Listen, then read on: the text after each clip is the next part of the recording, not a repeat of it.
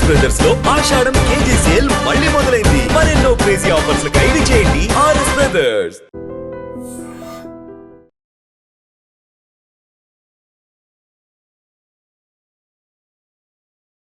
నమస్తే, welcome to I dream talking point with కవిత.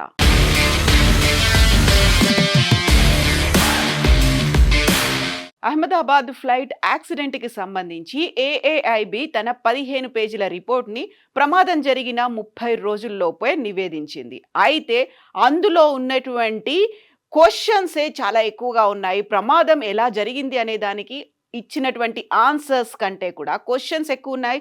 అది కూడా అన్ఆన్సర్డ్ క్వశ్చన్గా ఒక పజిల్ లాగా మిగిలిపోయాయి. వాటికి సంబంధించే ఇప్పుడు విపరీతమైనటువంటి చర్చ జరుగుతోంది. ఇన్ డెప్త్ ఇన్వెస్టిగేషన్ రిపోర్ట్ ఎప్పుడొస్తుందో తెలియకపోయినప్పటికీ ఇటీవలే ఎయిర్ ఇండియా తన రిపోర్ట్ని అయితే బయటపెట్టింది. దానికి సంబంధించి బోయింగ్ 787కి సంబంధించి ఉన్నటువంటి లోపాలు, వీటన్నిటితో పాటుగా స్విచ్లకు సంబంధించి కూడా ఎలాంటి ఎర్రర్ లేదు అని ప్రకటించినప్పటికి కూడా ఆ 10 సెకండ్ల క్రూషియల్ టైంలో ఏం జరిగింది, ఇప్పుడు ఆ 10 సెకండ్లకు సంబంధించే సివిఆర్లో రికార్డ్ అయినటువంటి ఒక క్వశ్చన్, దాని ఆన్సర్ను బేస్ చేసుకొని మాత్రమే మనం ఒక కంక్లూజన్కి రాలేము.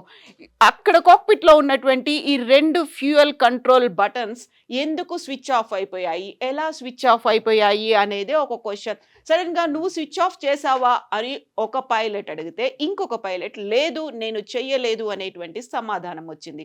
ఆ తర్వాత జరిగినటువంటి ఆ 10 సెకండ్ల క్రూషియల్ టైంలో ఏం జరిగింది అనేది చాలా కీలకంగా మారింది. ఎయిర్ ఇండియా సిఇఓ అయితే చాలా క్లియర్గా చెప్పారు, అక్కడ నో అనామలీస్ అంటే ఎలాంటి ప్రాబ్లమ్స్ లేవు, ఎలాంటి టెక్నికల్ ఎర్రర్ లేదు అని చెప్పినప్పటికి కూడా జరిగినటువంటిది ఏంటి, అక్కడ హ్యూమన్ ఎర్రరే జరిగిందా, అలాంటి ఒక కంక్లూషన్కి వచ్చినప్పటికి కూడా సైకలాజికల్గా ఒక ఎఫెక్ట్ అనేది పడి ఉంటుందేమో అనేటువంటి ఒక భావనకు వస్తున్నారు.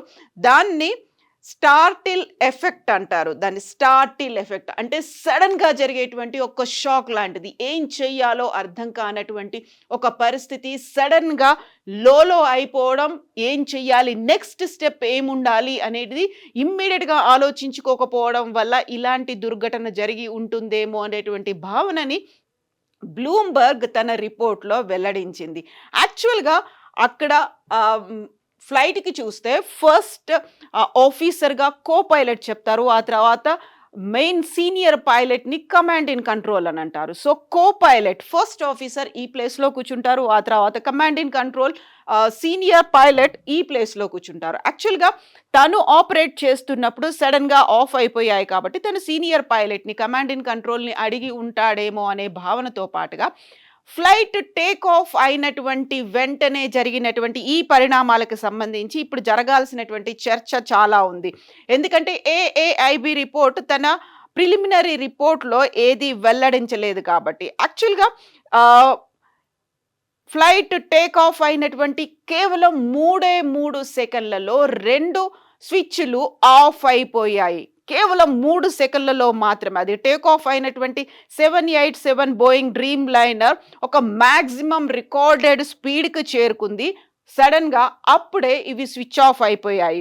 So both engine fuels switch off అయిపోయాయి కాబట్టి ఇమ్మీడియట్గా ఒక సెకండ్లోనే బటన్స్ అనేవి షట్టింగ్ డౌన్ మోడ్లోకి వెళ్ళిపోయాయి. ఆ తర్వాత ఇంజన్లకి ఇంధనం కూడా అందలేదు అనే మాట ఇప్పుడు బ్లూంబర్గ్ వెల్లడిస్తోంది.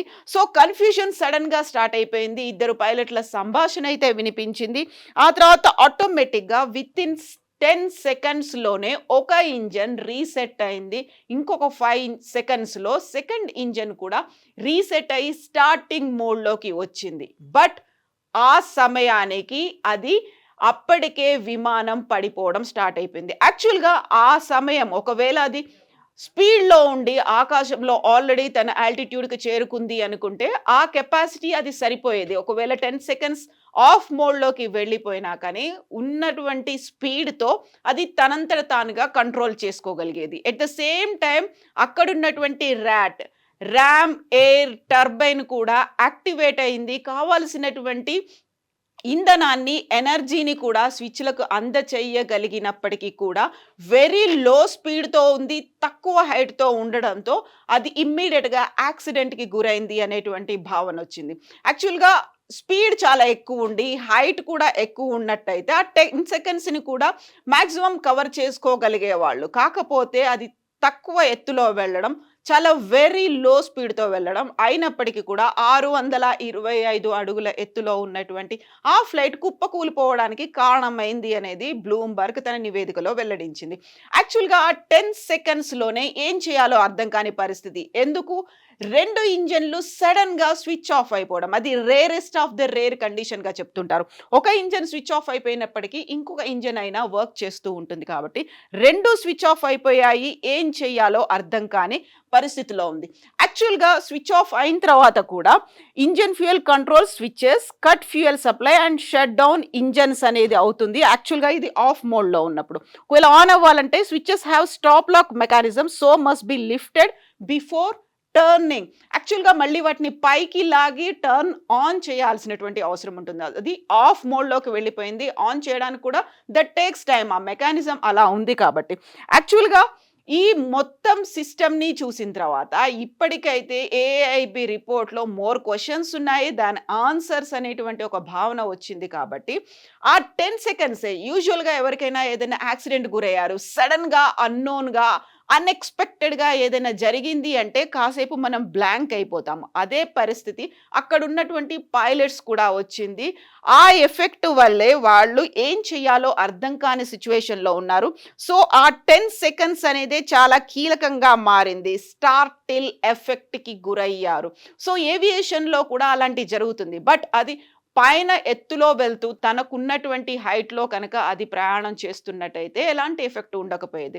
కరెక్ట్‌గా టేక్ ఆఫ్ అయినటువంటి 3 సెకండ్స్‌లోనే స్విచ్ ఆఫ్ అయిపోవడం, 1 సెకండ్‌లోనే ఇమ్మీడియేట్‌గా 2 బటన్స్ కూడా స్విచ్ ఆఫ్ మోడ్‌లోకి వెళ్ళిపోవడం. ఆ 10 సెకండ్స్ కాలంలో ఏం జరిగింది? అక్కడ విపరీతమైనటువంటి నాయిస్ కూడా ఉంది. ఆ 2 ఒక క్వెషన్, ఒక ఆన్సర్‌కి సంబంధించి 2 సెంటెన్స్‌ల రూపంలో ఏఐబీ అయితే తన రిపోర్ట్‌లో వెల్లడించినప్పటికీ అక్కడ జరిగేటువంటి హడావుడి కావచ్చు, గందరగోళం కావచ్చు, అయోమయమైనటువంటి పరిస్థితి వాటన్నిటిని ఏఐబీ తన రిపోర్ట్‌లో వెల్లడించలేదు అనేటువంటి ఒక భావన కూడా ఉంది కాబట్టి, ఆ 10 సెకండ్స్ కాలాన్ని అటు హ్యూమన్ ఎర్రర్ అనడానికి బదులుగా సైకలాజికల్‌గా వాళ్ళ మీద సడెన్ షాక్‌కి గురవ్వడం వల్ల అయినటువంటి ఎఫెక్ట్‌తో ఆలోచించుకోలేని పరిస్థితి.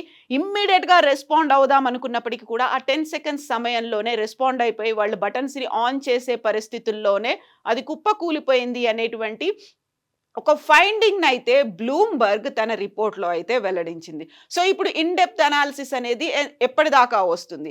ఆహ్, ఫెడరల్ ఏవియేషన్ అడ్మినిస్ట్రేషన్‌కి సంబంధించి అయితే ఆ ఫ్యూయల్ బటన్స్‌లో ప్రాబ్లమ్స్ ఉన్నాయి అని చెప్తున్నప్పటికీ, ఎయిర్ ఇండియా మాత్రం చెక్స్ చేసుకున్నాము. డీజీసీఏ ఇచ్చినటువంటి అడ్వైజరీని బేస్ చేసుకొని అందులో ఎలాంటి ప్రాబ్లమ్ లేదు అని ఎయిర్ ఇండియా చెప్తోంది. బట్ అక్కడ జరిగింది హ్యూమన్ ఎర్రర్ కాదు, స్విచ్‌ల పరంగా కాదు, హ్యాక్ చేయలేదు, ఇంకా టెక్నికల్ స్లాగ్ లేదు కాబట్టి జరిగిందంతా అది సైకలాజికల్‌గా ఎఫెక్ట్ అయ్యి ఉంటుంది. ఆ ఎఫెక్ట్ వల్లే వాళ్ళు సడెన్ షాక్ గురయ్యి బ్లాంక్ అయిపోయి ఉంటారు. దానివల్ల ఇలాంటి ఇన్సిడెంట్ జరిగి ఉంటుంది. అది కూడా తక్కువ హైట్‌లో వెళ్ళడం కావచ్చు, లో స్పీడ్‌తో వెళ్ళడం వల్లే జరిగి ఉంటుంది అనేటువంటి భావన.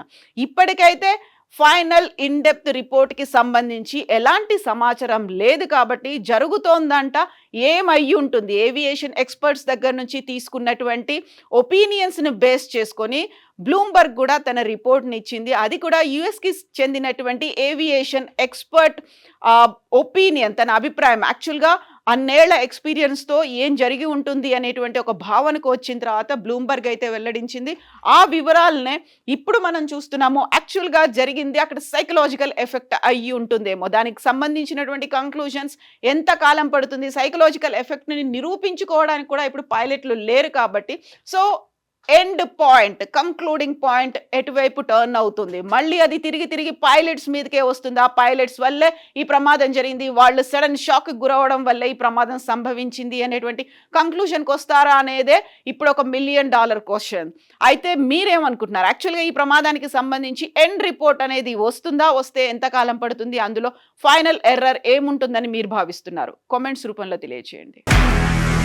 నిజంగా ప్రస్తుతం ఉన్నటువంటి సమాజం దేనికి ప్రయారిటీ ఇస్తుంది? ఆర్థిక సంబంధాల చుట్టూ మాత్రమే తిరుగుతోంది. మళ్ళీ ఎన్నికలంగానే చాలా విరక్తి కలుగుతాను. మంచి అనిపిస్తుంది కదా, లేడీస్ కూడా ఛాలెంజింగ్ జాబ్స్ చేసినప్పుడు చాలా బాగుంటది. ఫుడ్ డెలివరీ ఇవ్వటానికి వెళ్ళినటువంటి డెలివరీ బాయ్ అనిల్ పై కళ్ళ ముందు పెళ్ళండి కొట్టి